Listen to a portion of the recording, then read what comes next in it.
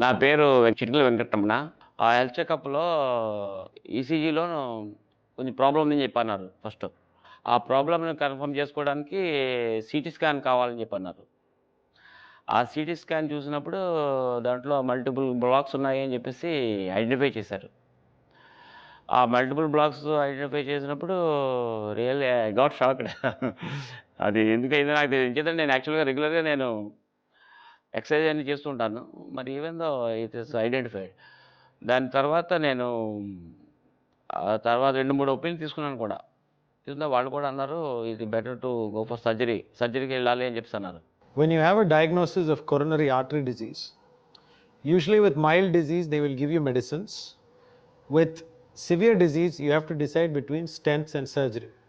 Like this patient, when you have multiple blood vessels that have blockages, your best option is surgery. Doctor Nikhil గారిని కలవడం జరిగింది. కలిసిన తర్వాత ఆయన మొత్తం అంతా ఎక్స్‌ప్లెయిన్ చేశారు. మొత్తం ఎవ్రీ మొత్తం ఏ టు జెడ్ ఏంటేంటి ప్రాసెస్ ఎలా ఉంటది? ఇప్పుడు ఎలా ఉన్నావు? నెక్స్ట్ సర్జరీ అయిన తర్వాత ఎలా ఉంటావు నువ్వు? అని అది కూడా ఎక్స్‌ప్లెయిన్ చేశారు. Our patient had a lot of questions about surgery. His family also had a lot of questions. So the importance is to be patient and answer the questions and queries and concerns of the patient, which we were able to do for him.